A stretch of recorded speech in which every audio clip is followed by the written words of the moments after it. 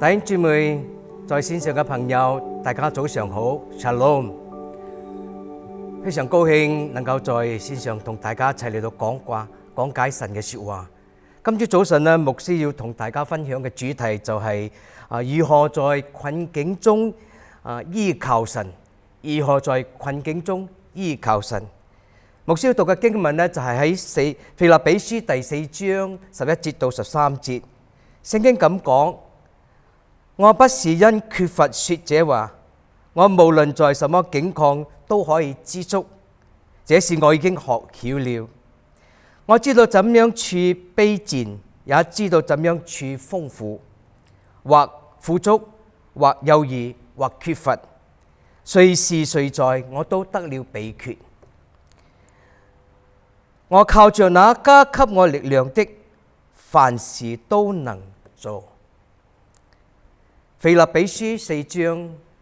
11節到13節，呢個係保羅寫呢個腓立比書所講嘅。咁我相信呢段經文可以幫助我哋如何在呢個嘅困境中咧，能夠去依靠神，去遇見神。困境咧，一般上咧係指我哋遇到一啲艱難啊，或者係危急嘅處境。咁一場新冠肺炎病毒咧，真係衝擊全球人，喺嘅呢個係佢哋嘅健康啊，係佢哋嘅經濟啊，係佢哋嘅工作啊，咁啊，仲有使到好多人嘅家庭都面對呢個困境。咁在困境中咧，我哋牧師鼓勵冇灰心絕望，因為要相信咧呢位愛我哋嘅天父咧，係可以我哋向佢祈禱嘅，求佢幫助我哋。咁在困境中咧，只要我哋能夠去依靠神、遇見神嘅話，我哋就有經歷到佢嘅幫助嘅話，我相信就會使到我哋有力量繼續嘅去前進，有喜樂嘅盼望，有能力去面對我哋嘅困難和我哋嘅挑戰。咁我哋喺困境中咧，如何去應對咧？我相信第一樣嘢我哋學習嘅就係要靠神嚟得能力，靠神得力，就好似保羅剛才所講嘅一樣。因為保羅講鼓勵你同我嚟到向佢學習。咁保羅因為曾經係在世嘅時候係因熱心嘅傳福音，咁導致咧係被人捉落坐監啦。咁喺坐監裏面日子唔係好過嘅，尤其喺羅馬時候嘅監牢，認真係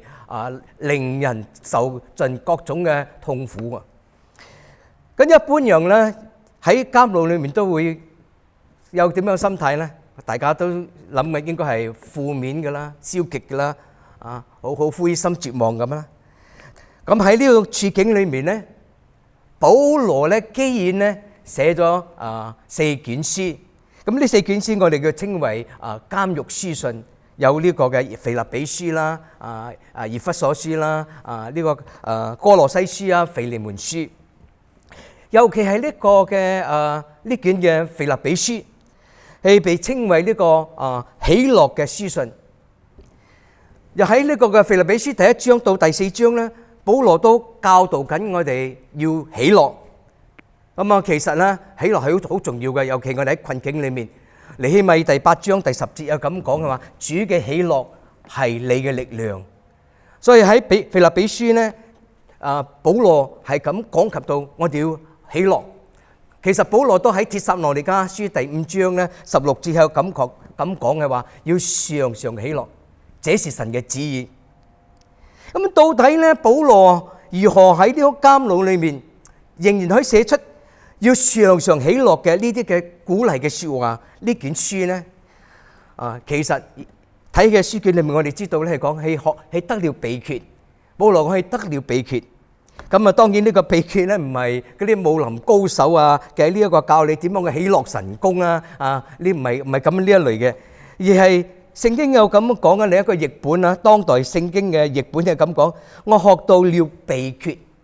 I have learned the secret。我學到了秘訣。我講保羅在佢嘅人生嘅經歷同埋呢一個嘅信主嘅歷程當中咧，係真係喺種種嘅處境環境裏面咧，係累積咗呢啲嘅心得，點樣嘅依靠神。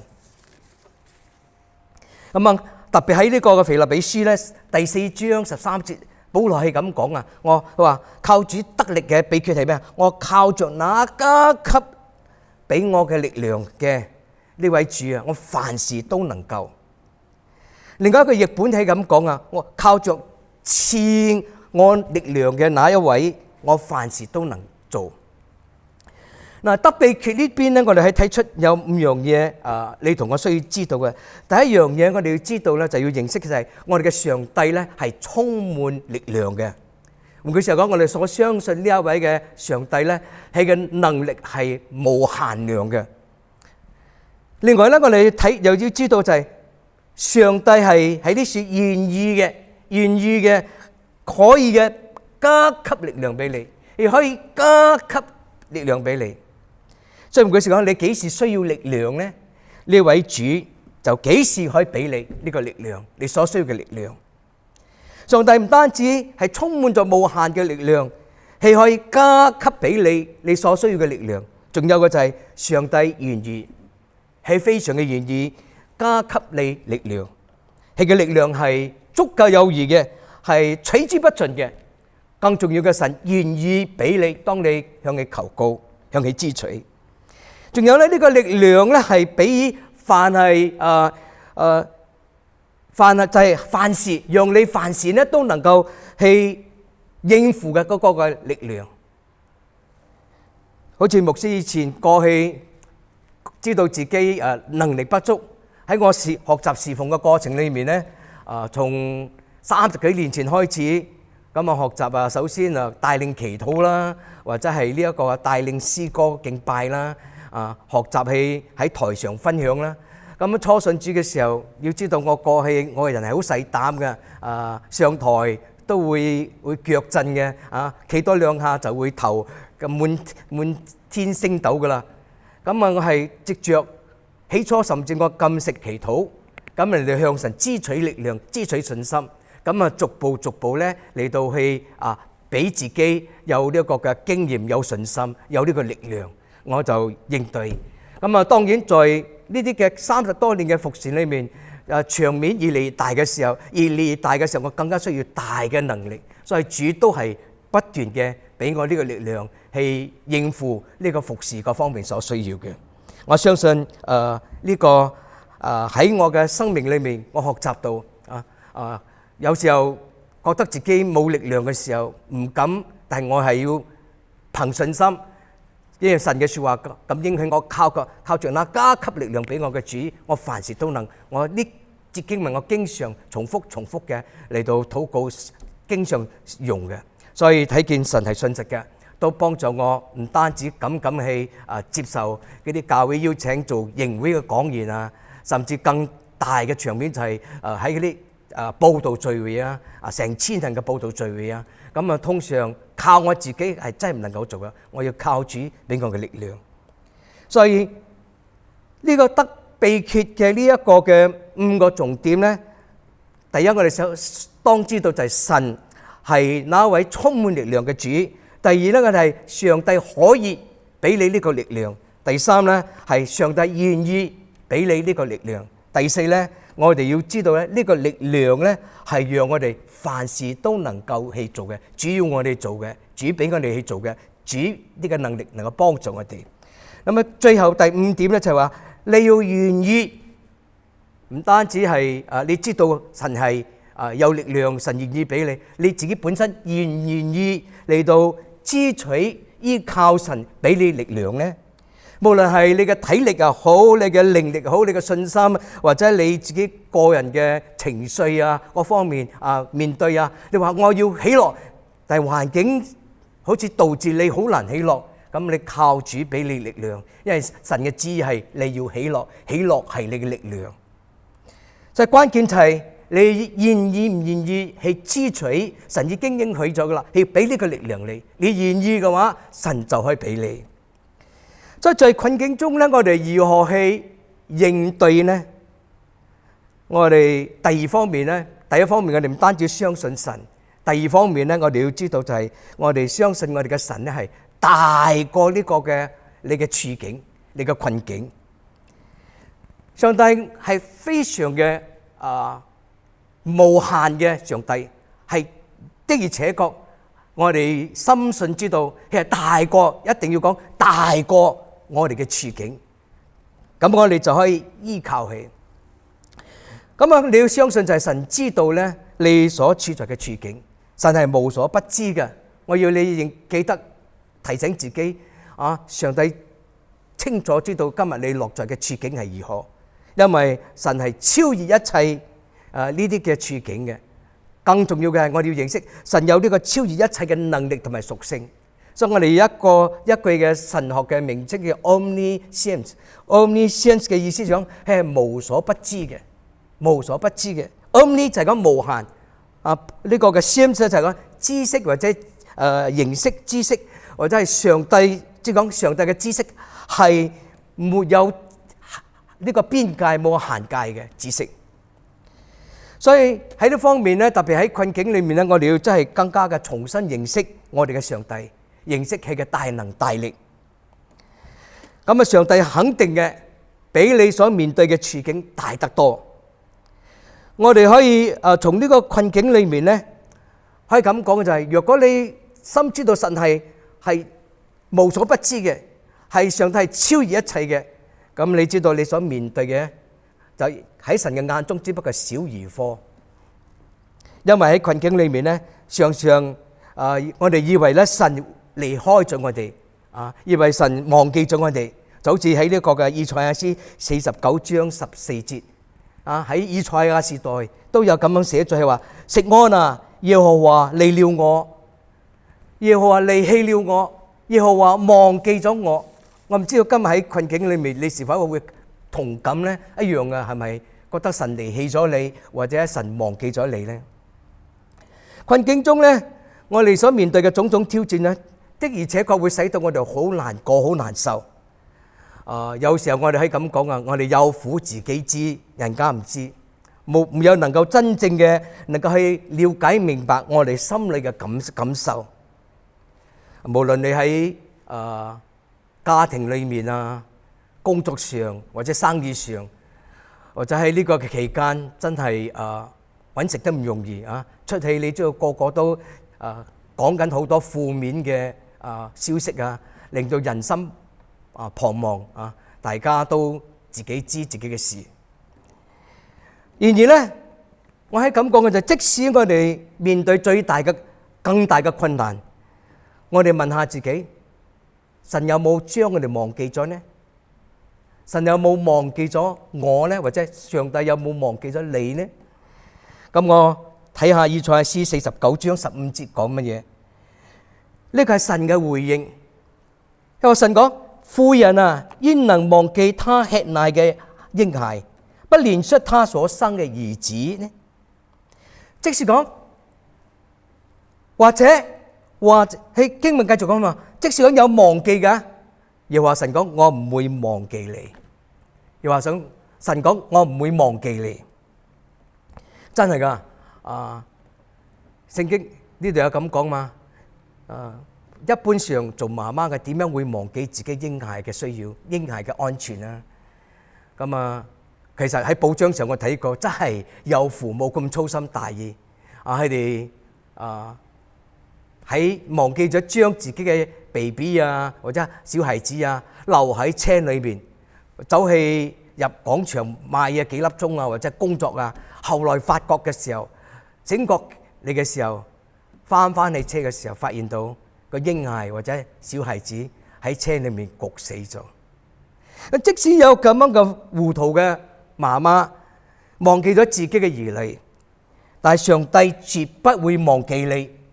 上帝清楚嘅同我哋講，佢話絕不會忘記我哋，甚至我哋頭上有幾多根嘅頭髮，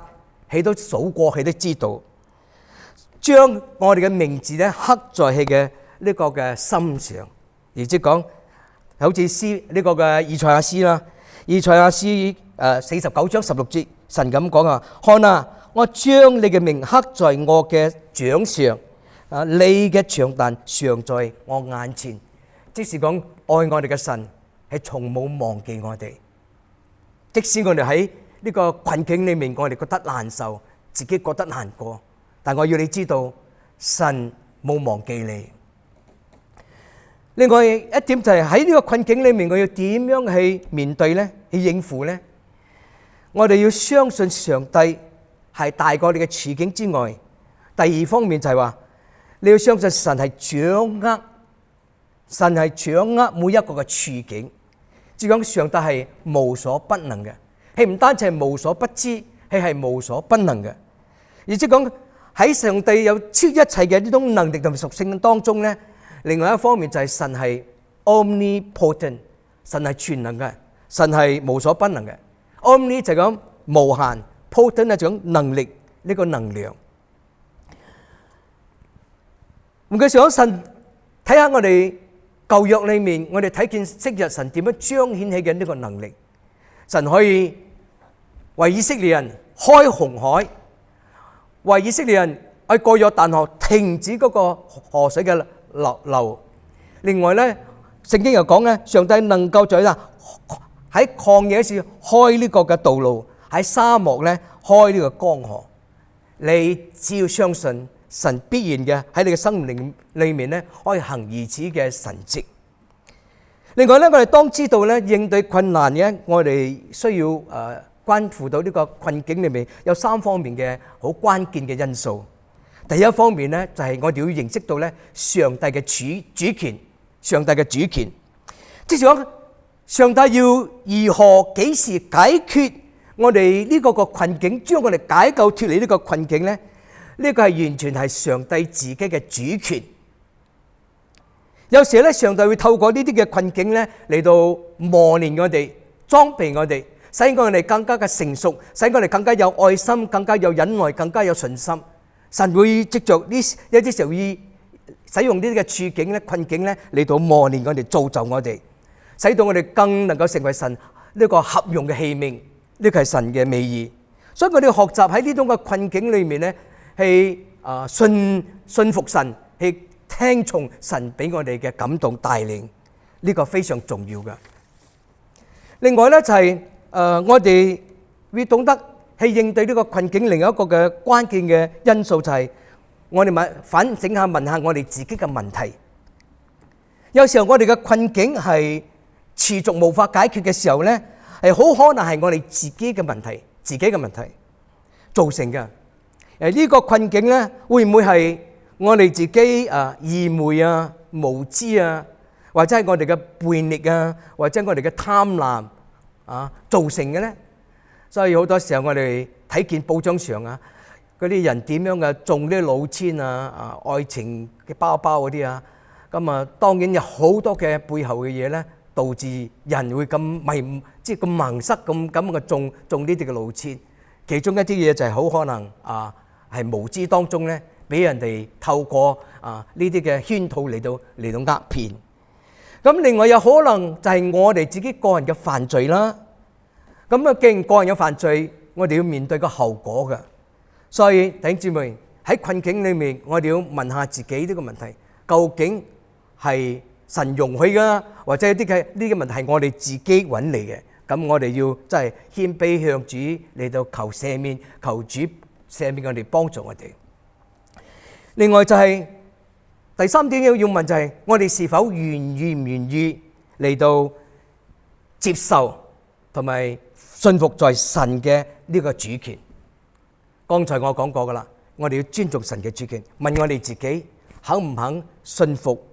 在呢個主權，讓神嚟要掌握我哋嘅生命，並按照咧神嘅話語、聖經嘅真理嚟到帶領我哋。神嘅話語係永不改變嘅，當係一被解開，二還人都得智慧。即係我哋何等需要咧，在困境裏面咧，真係要花多更多時間係埋頭嚟到好好嘅研究聖經，讀神嘅説話，去聆聽聖靈要同你講嘅説話。呢個一般上我睇見好多人都係咁嘅困境裏面咧得到幫助，我個人都係咁樣。咁我相信咧呢個就能夠幫助我哋咧更快嘅走出呢個困境啦。但如果我哋願意嘅話，咁神會透過三種方法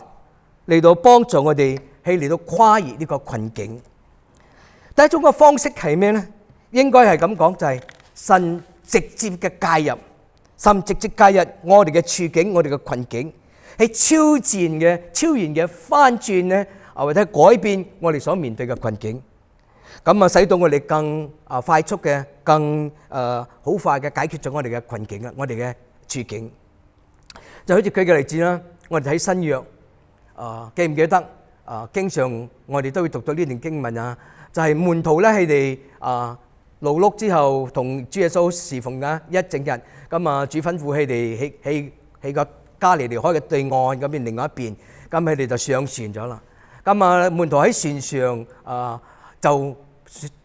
船中咧應該遇到呢一個嘅呢個海中遇到呢個大風浪，呢個狂風大浪嘅發生，幾乎要將佢哋呢個船打沉。咁喺呢個急危嘅期間啦，哇！嗰啲門徒就呼求耶穌，耶穌啊，你唔救我哋咩？咁當時耶穌一起嚟嘅話，喺朝早嘅就係向嗰個嘅風浪發出呢個斥責，停止風浪，風浪就停止了。即係睇見主點樣嘅直接嘅介入，使到呢個嘅風浪停止了。我相信我哋嘅神一樣嘅，可以喺你嘅生命裏面所面對嘅風浪，若果係要直接嘅介入，係可以做到嘅。睇神要唔要我哋喺呢種處境裏面經歷到咗神自己嘅介入。我哋睇見當耶穌一停止呢個風浪，門徒們佢哋就平安了。第二種嘅方式呢，就係好似羅馬書第8章28節所講嘅，神能夠叫萬事互相效力。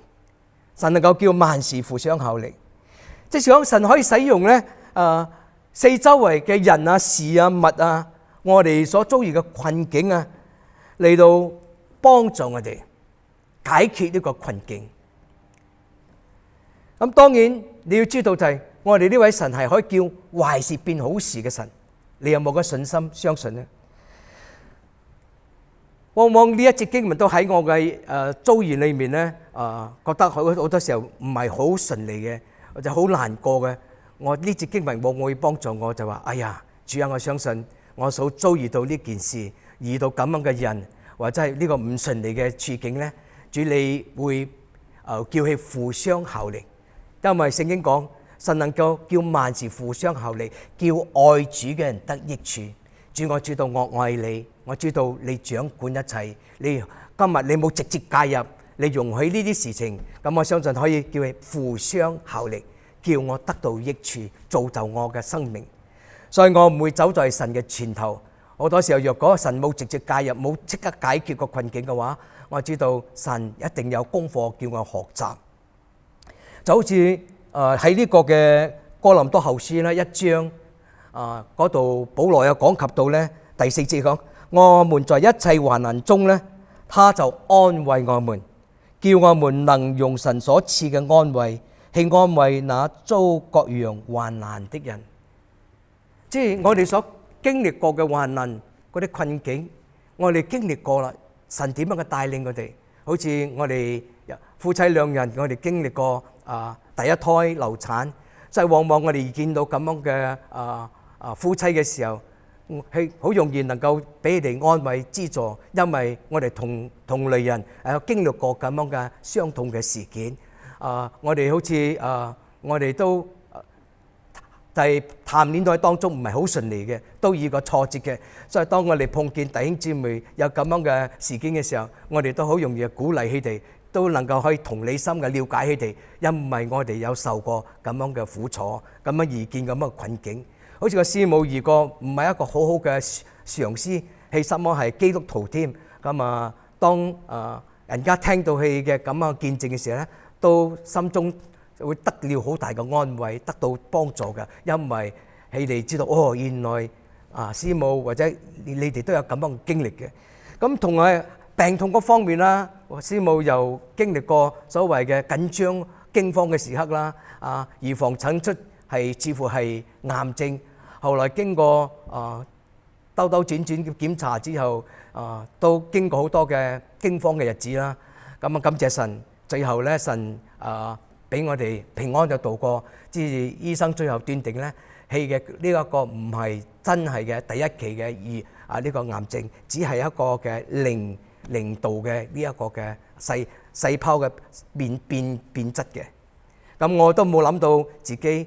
我個仔要落新加坡入大學嘅時候，就喺嗰個臨落喺新加坡前一兩日就會中咗呢個面癱。咁人家諗住我中風添，個甚至嗰啲其他教會牧師諗住我發生咩事，諗住我中風，因為個嘴歪咗。話嗰個期間真幾難受㗎，因為又有我哋神召嘅五旬宗100週年慶祝啊，又有我哋教會嘅慶祝啊，所以我啱好我嗰陣時係碩士班嘅呢一個嘅畢業典禮啊，我睇翻嗰啲相，個嘴真係歪咗。咁提醒我，主能夠叫我哋萬事互相效力，叫愛主人得益處。我哋先經過呢個困境，但我哋會更加嘅體諒人家、體貼人家，有同理心，係嚟到安慰當嗰啲人遭遇呢啲嘅困境或者難過嘅日子嘅時候。再第一，神嘅方法係佢可以直接介入，一係咧神容許呢啲事情發生咧，係叫我哋經歷過，我哋得到神嘅安慰、神嘅幫助，我哋就可以成為別人嘅幫助、別人嘅祝福。牧師經常講啦，我哋喺我哋生命裏面，我哋要做一個令人得福嘅人。我相信呢一個係最有福氣嘅人，因為你本身得了神俾嘅福氣，你同人哋分享，人家都能夠經歷到神嘅好處，佢哋都會因此咧受影響。我相信有一日佢哋都會信耶穌嘅。第三方面咧就係一係神為我哋開路，神為我哋開路。有時候神透喺呢個處境裏面咧，將呢個困境關咗一道門，係要避免我哋咧係盲目嘅衝入去自己開嘅門路。咁係關咗之後啦，若講我哋唔係自己一意嘅去闖呢個門嘅話，開呢個門嘅話，咁稍微一啲時間，神會為我哋開另一個門路。而神為我哋開嘅新路咧係最好嘅。我通常好中意用聖經嘅例子啦，聖經嘅例子大家都知道嘅個人嘅例子都有可以被參考。咁好似保羅咁樣，喺一個非常熱心傳福音，可以咁到一個狂熱嘅呢個嗰種嘅地步，佢就有咁樣嘅負擔，要將呢個福音咧向東面嘅東方嗰度亞洲嗰處傳福音。但係咧，聖經同我哋講，神唔准起氣，神將嗰道門關咗啦。咁保羅就好信服嘅，既然佢唔能夠去呢個東方亞洲嗰度傳福音，咁佢就禱告裏面咧，神就喺禱告裏面俾佢睇見異象，就為佢開咗呢個西方傳福音，去到歐洲嗰時傳福音 ，Europe 個傳福音，就係睇見嗰度有人喺個腓立比嗰度嘅呢一個人呼叫叫保羅你過嚟啊，過嚟救我哋，將福音傳俾我哋，所以呢個就成為保羅實都得到嘅馬其頓嘅呢個呼召。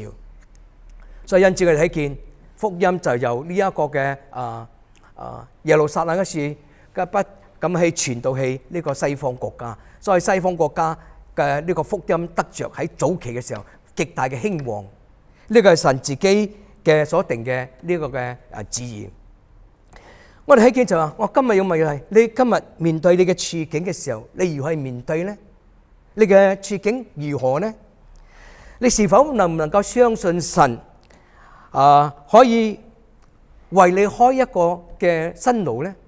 你是否會唔會相信神能夠叫萬事互相效力，而叫你得益處呢？你是否能唔能夠相信神都可以直接介入你嘅處境呢？神願意嘅。上帝講，我冇忘記你。上帝一直嘅睇住我哋，你頭上幾多根頭髮，佢都知道。上帝講，我嘅手膀臂咧，直到今日都係有能力，唔係軟弱噶。我嘅手臂係有能力嚟扶持你，我會嚟到帶領你、引導你。你只要做嘅就係信靠佢、依靠佢。當我哋開始以咁樣嘅信心、信服嘅心嚟到依靠佢嘅時候，嚟到相信佢嘅時候，我哋就可以在我哋困境裏面咧，真正嘅遇見神啊！當我哋遇見嘅神嘅時候，即是講咧，我哋係靠着那俾我哋力量嘅主咧，我哋能夠應付嘅。我相信你能夠應付，只要你支取神嘅力量，只要知道自己神以馬內利嘅神與你同在，係唔會忘記你嘅處境，佢唔會忘記你嘅需要。咁呢個時候，我哋低頭，我哋祈禱主。有一位神，有全能创造宇宙万物，你温柔双手安慰受伤灵魂。有一位神，有权柄审判一切罪恶，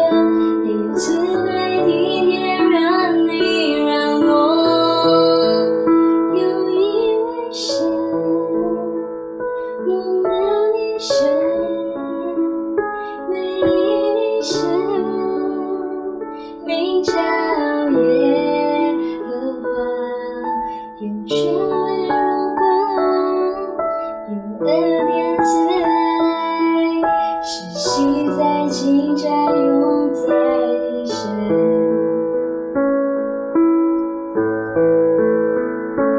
有一位神，有全能创造宇宙万物，你温柔双手安慰受伤灵魂。有一位神，坐在荣耀的宝座，却是在世间挽救人堕落。有一位神，我们的神，唯一的神，名叫耶和华，有权威荣光，有恩典慈爱，是昔在今在永在的神。有一位神，我的神，唯一的神，名叫耶和华，有权威荣光，有恩典慈爱，是昔在今在永在的神。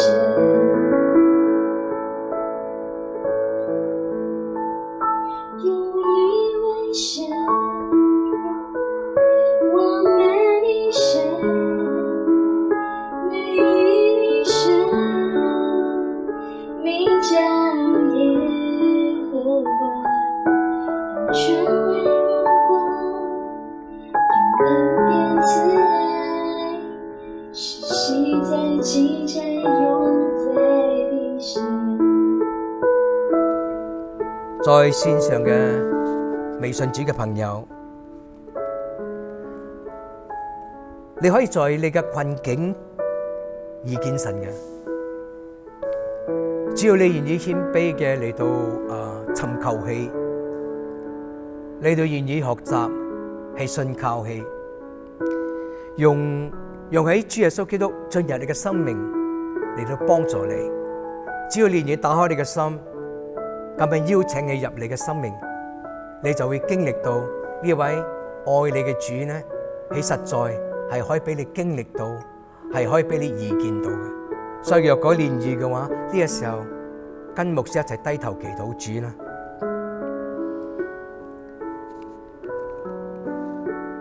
親愛嘅天父，多謝你因為愛我，差派主耶穌為我嘅罪死在十字架上，並且從死裏復活。我現在決定打開我嘅心，接受你為我嘅救主，求主你帶領我以後嘅生命。多謝你天父赦免了我嘅罪，靠着主耶穌，我係得永生，能夠成為神嘅兒女。我今日把我一生嘅道路交給俾神，求神帶領，求你幫助我一生嘅跟隨你到底。求你幫助我明白聖經裏面嘅真理，教導我點樣嚟到祈禱你、侍奉你、認識你。聽我咁樣祈禱，奉靠主耶穌名字求 Amen。弟兄姊妹，我呢個時候都要為你祈禱。若然你喺你嘅工作上、事業上，或者你嘅生意上、經濟上、家庭或者婚姻，或者你嘅健康上，你嘅屬靈生命，或者你覺得你嘅前途嗰方面好渺茫，唔知道點樣做，你面對呢個嘅困境嘅話，牧師都要為你祈禱。咁呢個時候我請你一樣嘅，合埋你雙眼，我哋一齊祈禱。舉起你嘅雙手，感謝天父，你是我們在患難中嘅隨時嘅幫助，也是困境中嘅力量。主啊，你在我哋嘅生命中有美好嘅計劃。主啊，請幫助我哋更認識你嘅主權，願意嘅降服在你嘅引導之下，以便你更快嘅可以介入我哋嘅困境。主啊，若果呢啲嘅困境短期裏無法解決嘅話，我哋求主你就賜俾我哋各種各樣嘅力量，使我哋可以剛強壯膽，有喜樂嘅盼望去面對呢啲嘅挑戰，使到我哋能夠靠主得勝，而且得勝有餘了。聽我哋嘅祈禱，奉靠主耶穌名字求 Amen。 主祝福你哋弟兄姊妹。若然你有更多需要面談見牧師嘅需要嘅話，請你可以打電話聯絡我哋。咁我相信有啲嘅嘢係需要喺個別嘅裏面傾談裏面咧，會更加嘅詳細，更加嘅深一啲嘅傾談嘅。所以若果你有呢方面嘅需要，不妨嚟聯絡我哋啊！我哋任何嘅教會牧師傳道。主祝福你哋大家平安嘅散會。